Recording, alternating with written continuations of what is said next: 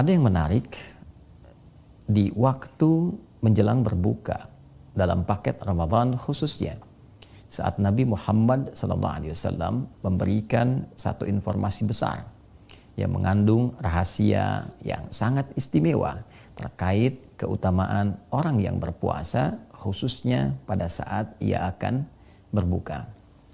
Terdapat dalam hadis sahih riwayat Imam At-Tirmidzi nomor hadis 3598 dan disampaikan dari Nabi SAW melalui sahabat Abu Hurairah Abdurrahman bin Sakhar radhiyallahu taala anhu. Dari Nabi SAW beliau bersabda, "Thalathatun la turaddu da'watuhum." Ada 3 golongan utama yang doa mereka itu tidak tertolak, mudah bagi Allah untuk mengabulkannya. Yang pertama, as-shaimu hatta yuftira. As-shaimu orang yang tengah berpuasa, hatta yuftira, dan puncaknya sampai ia berbuka. Yang kedua, al-imamul adil, pemimpin yang adil. Dan yang ketiga, da'watul mazlum, doa orang yang tengah terzalimi. Yarfa'uhallahu ta'ala fauqal ghamami. Allah Subhanahu wa taala akan berkenan mengangkat doa mereka itu melewati awan-awan. Tufattahu biha abwabus samai, bahkan terbuka pintu-pintu langit karena doa-doa mereka itu. Wa yaqulu, dan Allah kemudian berfirman dalam hadis qudsinya, wa izzati la ansurannaka walau ba'da hin. Demi keagunganku, kata Allah, aku akan tolong kamu, aku akan kabulkan doamu walaupun sekejap saat ini, walaupun setelah sesaat, setelah sampai aku kabulkan. 3 golongan ini yang menarik. Pertama disebutkan adalah golongan yang tengah menunaikan ibadah puasa. Golongan yang disebutkan oleh Nabi SAW tengah berjuang untuk mendekat kepada Allah. Dalam hadis yang lain, meninggalkan makannya, minumnya, syahwatnya demi meraih kedekatan, demi mendapatkan ridha dan pahala dari Allah Subhanahu wa taala. Maka orang-orang yang meninggalkan larangan-larangan Allah, bahkan meninggalkan makanan untuk sementara waktu, minumnya, syahwatnya, mencegah dari perbuatan buruk, meningkatkan amal solehnya, dan dilakukan karena Allah.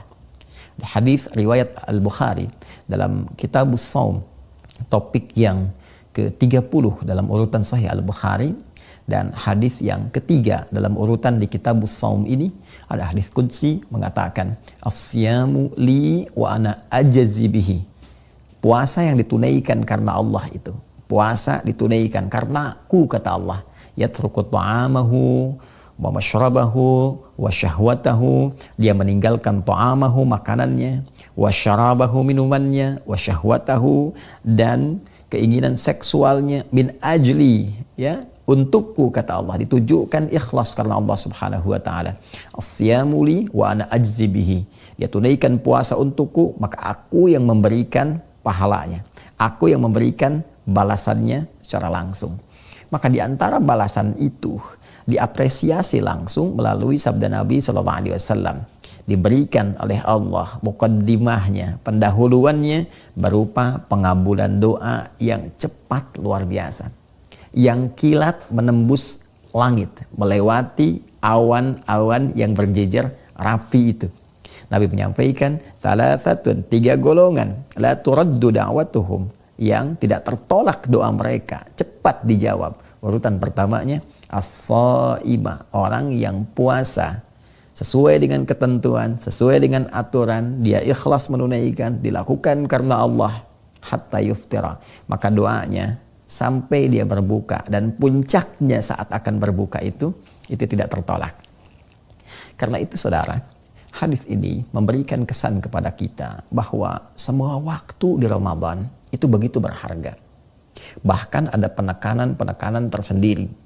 Sahur punya keistimewaannya, berbuka punya keistimewaannya, sampai di malam pun pertengahannya, setiap detiknya, menitnya, waktu bergantinya punya nilai di hadapan Allah Subhanahu wa taala.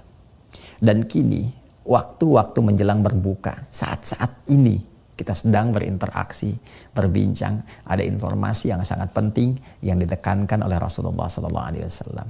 Isi setiap waktu saat engkau berpuasa itu, dari mulai terbit fajar sampai dengan menjelang terbenamnya matahari itu, dekat-dekat ke waktu berbuka itu, perbanyak doa. Khususnya waktu saat akan berbuka itu. Ketika mulai tiba waktunya, azan dikumandangkan, tiba waktu maghrib, maka itu puncaknya saat doa itu sulit tertolak. Saat doa itu akan cepat dikabulkan. Mohonlah kepada Allah. Mintakan apa yang boleh jadi selama ini. Hajat kita yang dulu ingin dimohonkan, yang boleh jadi belum sampai kita terima, belum terkabulkan karena alasan-alasan tertentu yang sesuai dengan maslahat kita. Mintakan saat ini. Boleh jadi ini waktunya. Boleh jadi ini kesempatannya. Dengan menunaikan ibadah siam itu, kemudian kita bermohon dan puncak saat berbuka, maka disifati di hadis lain. Di Al-Bukhari nomor hadis 1904. Di hadis Muslim nomor hadis 1151. Dan periwayatnya itu sama. Sahabat Abu Hurairah, Abdurrahman bin Sahar radhiyallahu taala anhu, seakan-akan hadis satu dengan yang lainnya saling mengonfirmasi. Bila yang pertama tadi menyampaikan 3 golongan yang doanya tidak tertolak dan puncak pertamanya orang puasa, maka dikonfirmasi di Al-Bukhari, dikonfirmasi di hadis Muslim, keadaan doa yang bermohon yang sulit tertolak ini, yang cepat dikabulkan ini adalah satu di antara 2 kebahagiaan yang diraih oleh setiap insan beriman yang menunaikan ibadah siam. Lis-shaimi farhatani. Nabi SAW menyampaikan, kata sahabat Abu Hurairah radhiyallahu taala anhu, lis-shaimi, bagi setiap orang puasa itu farhatani, ada 2 kebahagiaan. Farhatun bi fitrihi aw 'inda fitrihi aw kama qala Rasulullah SAW. Kebahagiaan pertama yaitu akan dirasakan pada saat dia berbuka. Wa farhatun yaumal qiyamati. Dan kebahagiaan kedua yaitu di hari kiamat ketika dia membawa hasil puasanya dan menerima balasan pahalanya di sisi Allah Subhanahu wa taala. Yang paling menarik adalah bagian pertama dari hadis ini. Farhatun 'inda fitrihi atau farhatun bi fitrihi. Kebahagiaan pertama dia raih saat dia berbuka itu. Mengapa orang puasa bahagia saat dia berbuka? Bukan sekedar puasanya tuntas ditunaikan, menahan laparnya, hausnya, menahan syahwatnya, semua itu berhasil dia tunaikan dengan baik. Perjuangan dia telah lalui, begitu berbuka dan diawali dengan azan itu sebagai penanda Allahu Akbar, Allahu Akbar, senang, nyaman, enak, nikmat, sampai-sampai terasakan tenggorokan sebentar lagi ini keringnya itu akan hilang. Ya, dahaganya itu akan hilang, haus itu akan sirna, sebentar lagi bisa minum, bisa makan, bisa cicipi ini dan itu, ya. Sehingga kita katakan dhahabadh dhama'u wabtallatil uruqu wa thabatal ajru insyaallah, kan? Bukan hanya itu. Tapi puncak kebahagiaannya adalah pada saat doa yang ia panjatkan itu berpotensi cepat dikabulkan oleh Allah Subhanahu wa taala.